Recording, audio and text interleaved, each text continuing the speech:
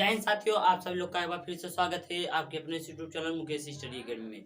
तो दोस्तों कल वाली क्लास में जो है शोषण के विरुद्ध अधिकार को देखा था, जो अनुच्छेद 23 से 24 था। तो दोस्तों आज के जो क्लास है हम लोग का दोस्तों, जो हम लोग को मूल संविधान में 6 प्रकार के अधिकार मिले हैं, उसमें से हम लोग दोस्तों 5वां अधिकार आज पढ़ने जा रहे हैं। कैसा अधिकार दोस्तों?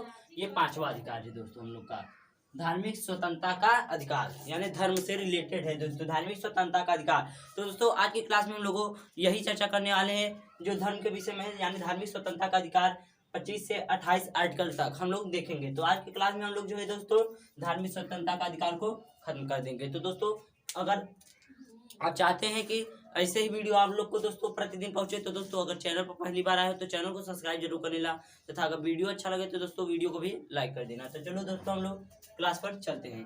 तो सबसे पहला दोस्तों धार्मिक स्वतंत्रता का अधिकार। तो दोस्तों धार्मिक स्वतंत्रता का अधिकार ये मूल संविधान का जो है 5वां अधिकार है। सॉरी दोस्तों, ये जो है 5वां नहीं है, ये 4था अधिकार है,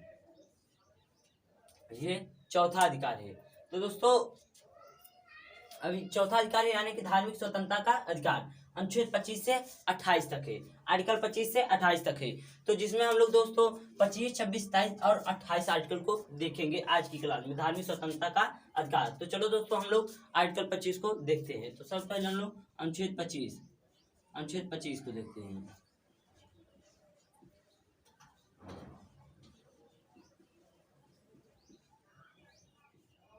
आर्टिकल 25, तो अनुच्छेद 25 में दोस्तों कहता है अंतःकरण धार्मिक स्वतंत्रता का अधिकार, धार्मिक स्वतंत्रता का अधिकार। तो आर्टिकल 25 में क्या है?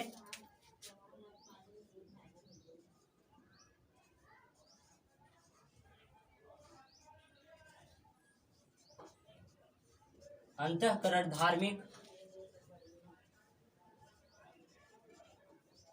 स्वतंत्रता का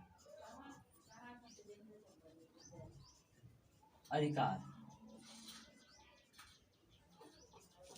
क्या बात कहा गया है दोस्तों? आर्टिकल 25 में कौन सी बात कही गई है? आर्टिकल 25 में अंतःकरण धार्मिक स्वतंत्रता का अधिकार है, यानी कोई भी व्यक्ति जो है दोस्तों अपने धर्म का प्रचार प्रसार, अपने धर्म को बढ़ावा दे सकता है, यानी अपने जो है किसी भी धर्म को वो मान सकता है, किसी भी धर्म पर वो जा सकता है, वो चाहे जिस धर्म में जा सकता है दोस्तों।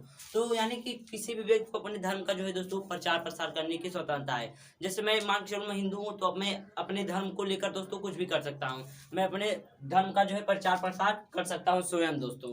और अगर मैं दूसरे धर्म का हूँ तो उसका भी मैं प्रचार प्रसार कर सकता हूँ। तो दोस्तों यही आर्टिकल 25 में, यानी कि कोई भी व्यक्ति दोस्तों, कोई भी व्यक्ति अपने धर्म का प्रचार प्रसार कर सकता है। तो यहाँ पर दोस्तों हम लोग लिखेंगे कोई भी व्यक्ति, आर्टिकल 25 में कहता है दोस्तों कोई भी व्यक्ति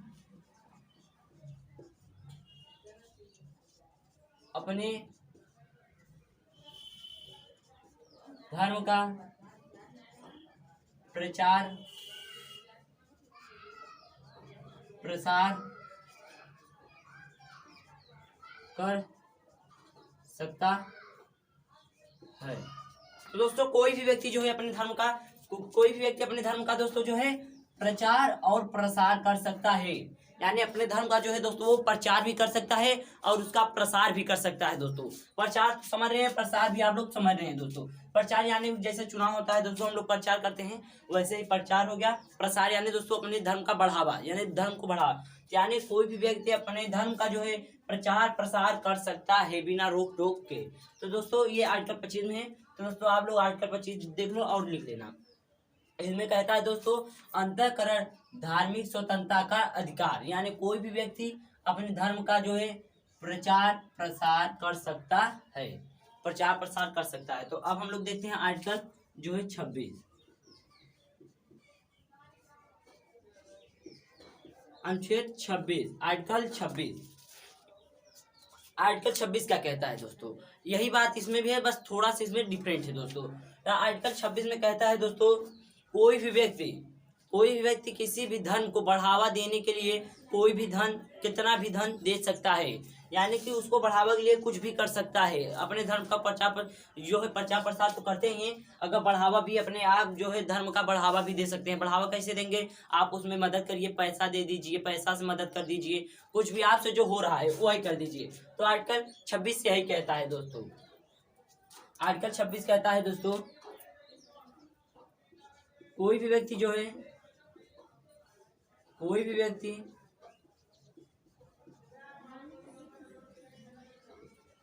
अपने धर्म को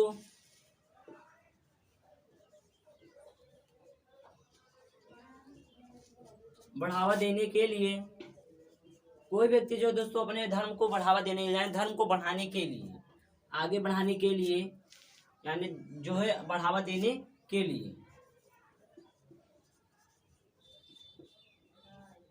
किसी भी प्रकार का मदद कर सकता है दोस्तों, किसी भी प्रकार का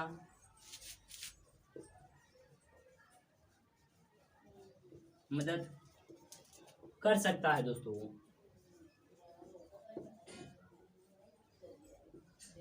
किसी भी प्रकार का वो मदद कर सकता है। मान कर चलो जैसे कि मैं दोस्तों मैं हिंदू हूँ, तो मैं जैसे कि मान के चलो एक प्रकार से मैं हिंदू हूँ, तो अपने धर्म को बढ़ावा के लिए दोस्तों मैं जो है मान के चलो जैसे कि मंदिर बन रहा है दोस्तों, उसमें मैं 10,000 दे दिया, 10,000 रुपये दे दिया दोस्तों, तो ये दोस्तों धर्म को बढ़ावा में दे रहा हूँ।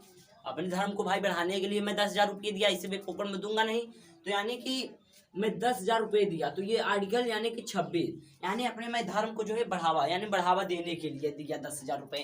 तो यही बात है दोस्तों, जैसे आप भी हो सकते हैं दोस्तों, मान चलो आपके बगल में मंदिर बन रहा है और आप लोग से पैसा ले रहे हैं, तो आप अगर पैसा दे रहे हैं तो वो अपने धर्म को बढ़ावा के लिए दे रहे हैं दोस्तों। तो वही बात, कोई भी व्यक्ति जो है दोस्तों, कोई भी व्यक्ति अपने धर्म को बढ़ावा देने के लिए, बढ़ावा देने के लिए किसी भी प्रकार का जो है दोस्तों मदद कर सकता है, किसी भी प्रकार का मदद कर सकता है।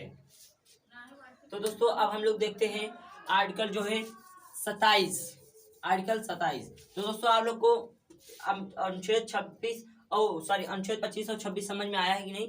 अगर नहीं समझ में आया होगा तो दोस्तों कमेंट बॉक्स में जरूर बताना। तो चलो दोस्तों हम लोग देखते हैं अनुच्छेद 27।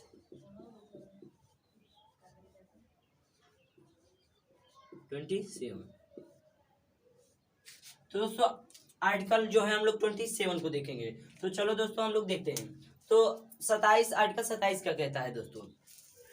आर्टिकल 27 कहता है दोस्तों, यदि कोई भी धर्म को बढ़ावा देने के लिए, मान चलो कोई धर्म है, मान चलो कोई भी धर्म हो, मान के चलो जैसे मैं मान लेता हूँ इस्लाम धर्म या तो जैन धर्म मान के चलो भाई, मान के चलो जैन धर्म हो गया दोस्तों। अब जैन धर्म मान चलो मेरे गांव में है कोई लोग और वो जो है चंदा इकट्ठा किए हैं, मान चलो 3 लाख रुपए इकट्ठा किए हैं। तो ये जो धन रखा हुआ है दोस्तों, 3 लाख रुपया जो रखा हुआ है, इस पर जो है दोस्तों टैक्स नहीं लगेगा, इस पर जो है टैक्स नहीं लगेगा।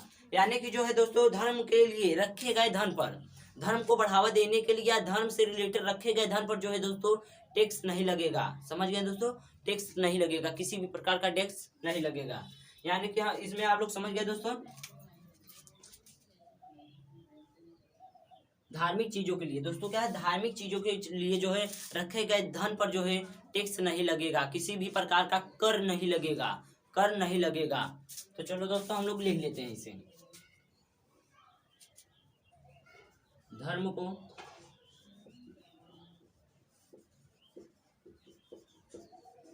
बढ़ावा देने के लिए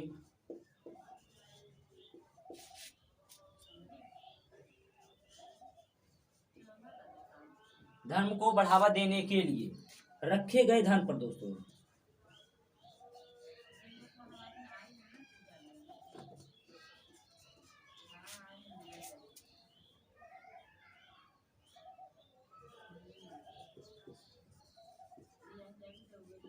टैक्स यानी कि कर नहीं लगेगा। मान लीजिए रखे गए धन पर जो है दोस्तों कर नहीं लगेगा, कर यानी कि टैक्स नहीं लगेगा।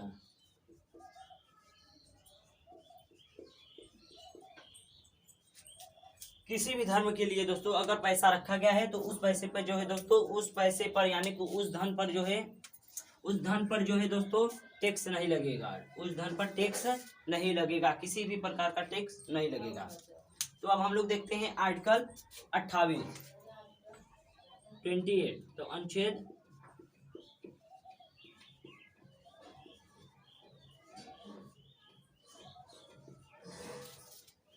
28 हम लोग देखते हैं, आर्टिकल 28 को देखते हैं। तो दोस्तों आर्टिकल 28 क्या कहता है, तो दोस्तों आप लोग को बता दूं, अनुच्छेद 28 कहता है दोस्तों, किसी भी यानी कोई भी सरकारी धन से चल रहे संस्थाओं में दोस्तों जो है धार्मिक शिक्षा नहीं दिया जाएगा। किसी भी सरकारी धन से चल रहे संस्था, कोई भी संस्था हो जो सरकारी धन से चल रहा है दोस्तों, तो उसमें जो है वो धार्मिक शिक्षा नहीं दिया जाएगा। जैसे कि मान चलो दोस्तों स्कूल हो गया दोस्तों, सरकारी स्कूल हो गया, कोई भी स्कूल हो गया दोस्तों, जो सरकारी हो गया, मान चलो स्कूल, किसी भी स्कूल में भी कह सकते हैं दोस्तों, किसी भी स्कूल में जो है धार्मिक शिक्षा नहीं दिया जाएगा। आर्टिकल 28 कहता है, आर्टिकल 28 कहता है। तो आर्टिकल 28 क्या कहता है, किसी भी कॉलेज, किसी भी स्कूल में या किसी भी सरकारी धन से चल रहे संस्था में जो है दोस्तों धार्मिक शिक्षा नहीं दिया जाएगा, धार्मिक शिक्षा नहीं दिया जाएगा। तो 28 यही कहता है, 28 अनुच्छेद यही कहता है, किसी भी सरकारी संस्था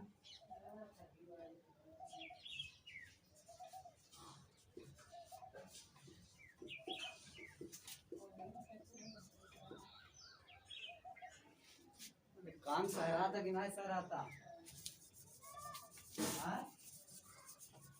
ऐसे लिखिए, सरकारी धन से चल रहे संस्थाओं में दोस्तों, ऐसे आप लिखिए, सरकारी धन से,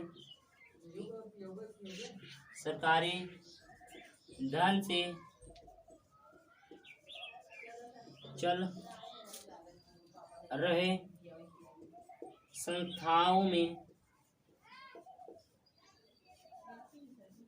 या स्कूलों में, दोस्तों धार्मिक शिक्षा नहीं दिया जाएगा।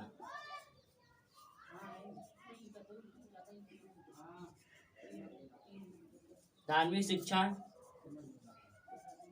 नहीं दिया जाएगा।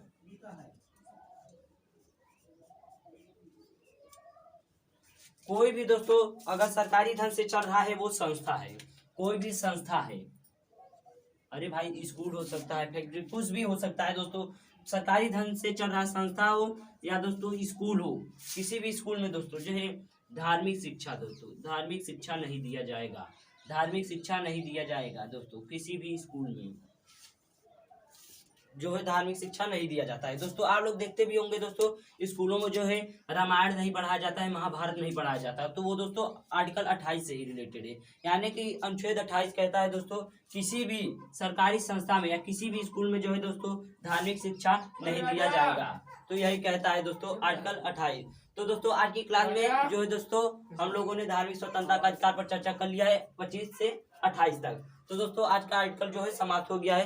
तो दोस्तों आज की क्लास यहीं तक, कल मिलेंगे हम लोग फिर से एक बेहतरीन क्लास में, तब तक के लिए दोस्तों जय हिंद।